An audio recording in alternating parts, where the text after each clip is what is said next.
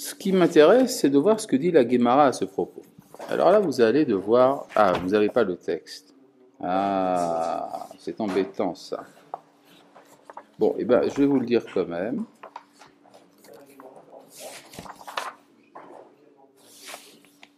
Hmm.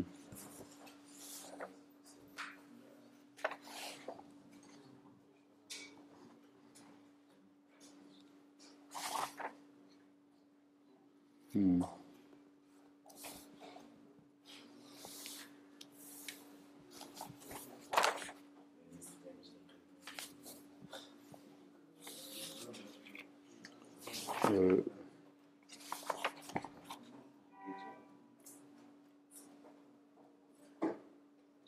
Bon, je ne retrouve pas le texte lui-même, mais je vais vous le dire par cœur.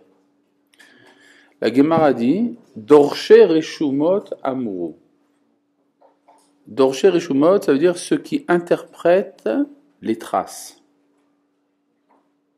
Dorche Reshumot, ceux qui interprètent les traces. En français, ceux qui savent lire entre les lignes. Ils ont dit Kulam Yeshlaem Chelek Olam Haba, tous ceux qui sont dans la liste, on part au Olam Haba. Et on amène des versets pour prouver que Doeg, Gehazi, Achitophel, Achav, Menaché, Jéroboam, ils ont tous part au Olam Haba. Tandis que la Mishnah a dit qu'ils n'ont pas. Ça veut dire qu'en fait, ils y rentrent mais par la porte de service. Alors pourquoi est-ce que la Mishnah ne l'a pas dit? Parce que la Mishnah est éducative. Pédagogiquement parlant, il est impossible de dire en public que ces gens-là, on part au Olam Haba. Ce sont des salauds. On va quand même pas leur donner le Olam Haba. D'accord, mais, nous dit la Guémara, on va te le dire à voix basse et en secret de côté, tu sais, eux aussi ils ont part. Vous avez compris? Alors la Guémara a tout un débat autour de Bilam, à cause de ça. D'accord? J'ai fait exprès de ne pas le citer après, parce que c'est un sujet en soi. D'accord? En tout cas, c'était une belle âme. Et ce que dit la Guémara, donc, il y a des chemins détournés qui font que toutes les âmes, finalement, on part au Olam Haba, mais ça demande du travail. D'accord? C'est ça que ça veut dire. Donc, on a commencé à comprendre un peu la différence entre la première phrase, Kol Israël, par rapport à Ve'elu. D'accord? La phrase déséquilibrée qui dit que tout Israël a part, et puis après on dit qu'il y en a qui n'ont pas part. Jusque-là, vous me suivez? Bon. Maintenant, remarquez un peu le verset que j'ai sauté. Chez Nehemar, ainsi qu'il est dit, je reprends ici la première phrase. Kol Israël et Shelem Chelek Olam Haba. Tout Israël a part au Olam Haba. Je ne sais pas encore ce que c'est que l'Olam Haba. Chez Nehemar, ainsi qu'il est dit, Ve'amer Kulam Tzadikim. Tout Israël sont des Tzadikim. Ton peuple sont tous des Tzadikim. Alors il y a un petit problème. Nous savons qu'il y a des hommes qui font partie d'Israël et qui ne sont pas des Tzadikim. Alors comment est-ce que le prophète, c'est pas la Mishnah là, c'est le prophète, il nous dit ils sont tous des Tzadikim. À la limite on pourrait dire ça, que c'est une condition. S'ils sont tous des Tzadikim, ils hériteront de la terre. Mais c'est pas ça qu'il y a écrit. Oui.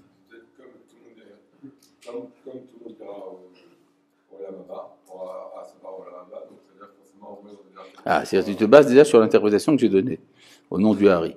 Mais simplement, il faut simplement savoir lire un verset ou savoir où mettre la virgule. Ve'amer kulam, quand ton peuple sont tous ensemble, tzadikim, ce sont des tzadikim. C'est-à-dire, il y a une différence entre l'individu pris pour lui-même, il peut être tzadik, ou benoni, ou racha, ou bien s'il est pris en considération de sa place dans la collectivité, alors il est tzadik. D'accord? Vous avez compris? Ve'amer kulam, tzadikim. S'ils sont ensemble, ce sont des tzadikim. Vu d'ensemble, comme on dit. C'est comme par exemple dans un tableau impressionniste. Vous avez déjà vu des tableaux impressionnistes? À Paris, il y a des galeries gigantesques avec des tableaux impressionnistes. Et il y a dans une sous-école de l'impressionnisme qui s'appelle le pointillisme. Vous savez ce que c'est le pointillisme? C'est des tout petits points de couleur. Quand on regarde de près, on voit des points de couleur. Quand on regarde de loin, on voit une image. D'accord? C'est le pointillisme en peinture. C'est le contraire du fauvisme, par exemple. Et ben, on peut dire c'est un peu comme ça. Chaque individu d'Israël, c'est un point de couleur. Si vous le regardez pour lui-même, il peut être rouge, jaune ou noir. Mais si vous regardez de loin, eh bien, il y a un jeu d'ombre et de lumière qui fait que tout participe de la même image. C'est-à-dire, Kol Israël, tout Israël dans son ensemble, ce sont des tzadikim. Et c'est en tant que tels qu'ils héritent du Olam Haba. Mais alors, qu'est-ce qui est écrit là? Les Olam, je continue le verset. Les Olam Yirshu Olam Haba. Ah non, il n'y a pas écrit Olam Haba, il y a écrit Eretz. La terre, mais la terre, c'est pas le Olam Haba. À moins que la terre ne soit le point d'intersection entre les deux mondes. D'accord? C'est tout pour aujourd'hui. Shalom.